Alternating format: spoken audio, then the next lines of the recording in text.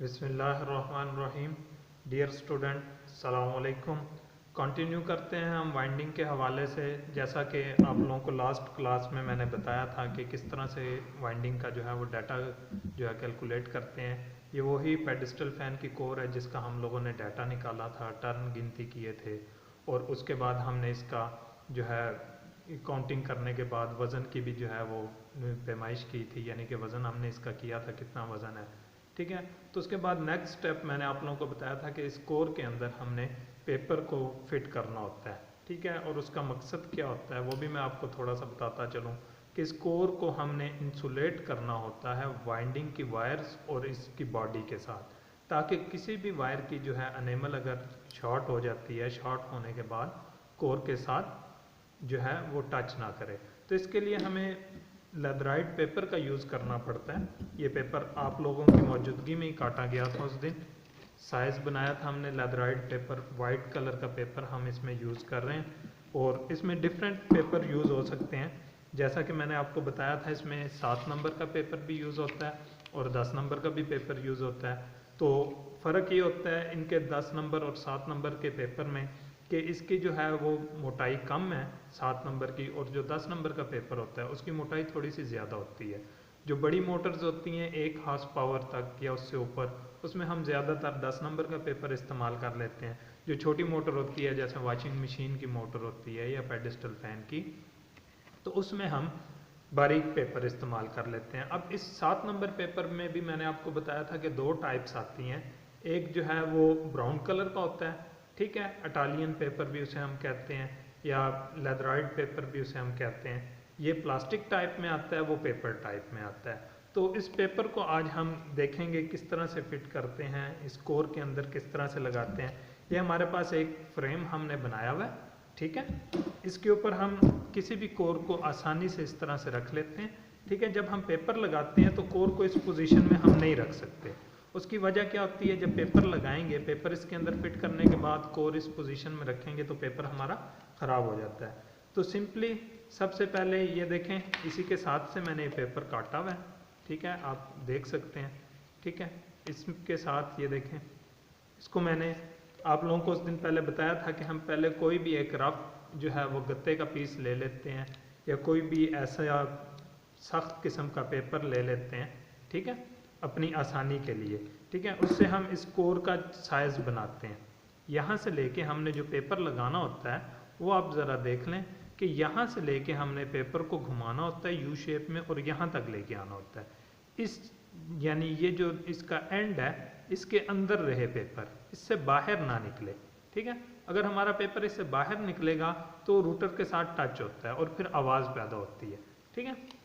पहले मैं first step पे आपको ये दिखा देता हूँ कि ये सिंपल सीधा पेपर है और इसके अंदर अगर हमने लगाना होता है तो इसको हमने यहाँ से बहुत ज़्यादा बेंड नहीं करना होता। ये चीज़ हमने इसकी जो यू शेप है इसको वी में चेंज नहीं करना, इसको हम यू शेप के अंदर ही रखेंगे तो हमारा पेपर इजी लगेगा, ठीक है।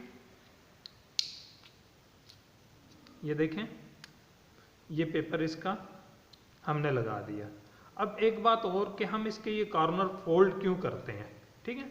यहाँ से भी आप देख सकते हैं कि हम इसके कॉर्नर फोल्ड क्यों करते हैं, फोल्ड करने की वजह क्या है। देखें, जब हम वायर्स के कॉइल को बनाते हैं और बनाने के बाद पीछे की तरफ जब पुश करते हैं ना, अगर सिंगल पेपर होता है तो वो ऊपर नीचे हो जाता है। इस तरह से कॉइल को पुश किया वो नीचे की तरफ चला जाता है, अगर इस तरफ से पुश करते हैं इस तरफ आ जाता है। तो इस पेपर को हम इसके अंदर देखें, अब आगे की तरफ से ये 2 उंगलियों से मैं इसको नीचे की तरफ पुश करने की कोशिश कर रहा हूँ, लेकिन ये बाहर नहीं निकल पा रहा। क्यों?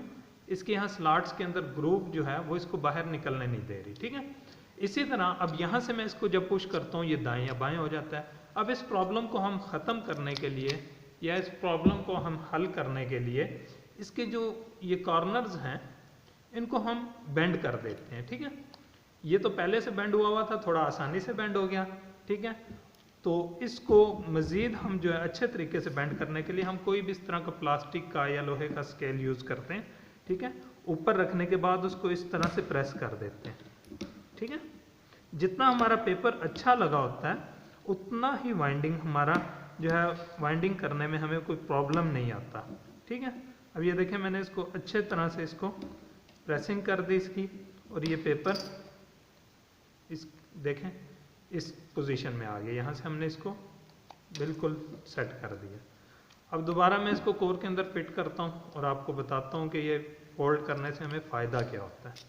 ठीक है, अब ये कॉर्नर्स जो हैं इसके, ये आप देखें इस तरह से कोई भी आप बारीक चीज़ लेके उससे कॉर्नर आप इसके बाहर निकाल दें। ठीक है, ये कॉर्नर मैंने जैसा कि ऐसे फोल्ड हुआ था, ये इस तरफ से फोल्ड हुआ था, मैंने इसको इस तरह से बाहर निकाल दिया।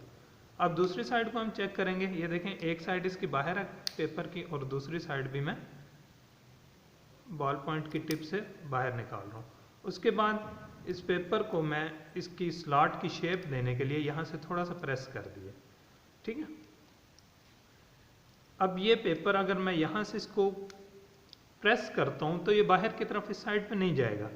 ठीक है, और पेपर अच्छा जो पेपर लगा होगा किसी भी वाइंडिंग में, अगर आपने उसकी क्वालिटी चेक करनी है कि पेपर अच्छा लगा हुआ है या नहीं लगा हुआ, तो आपने दो चीज़ें सिर्फ चेक कर लें तो आप दो तीन चीज़ें बारीकी से आप इसकी चेक कर सकते हैं कि कौन कौन सी चीज़ जो है इसमें अच्छे पेपर की खासियत क्या है। अगर आप कहीं वाइंडिंग डिपार्टमेंट में जाके चेक करना चाहें कि ये पेपर अच्छा लगा हुआ है या नहीं, सबसे पहले पेपर की क्वालिटी, दूसरी बात उसकी कटिंग कि ये स्लॉट के साथ से उसकी कटिंग कितनी अच्छी हुई है, तीसरी उसकी ये फिटिंग, ये चीज़। ठीक है, अगर ये इसकी फिटिंग अच्छी है और यहाँ से उसकी कटिंग अच्छी हुई है स्लॉट के साथ साथ, तो आप समझेंगे आपका पेपर जो है वो बिल्कुल एक्यूरेट लगा हुआ है। देखें अब ये पेपर हमारा बिल्कुल मूव नहीं कर रहा। अब इसी तरह से एक पेपर और हमारे पास पहले से बना हुआ है। ठीक है, इसको अब हम ले लेते हैं और इसको हम चेक करते हैं कि क्या ये भी हमारा पेपर सही है या नहीं। ठीक है, इसको भी इसी तरह से हम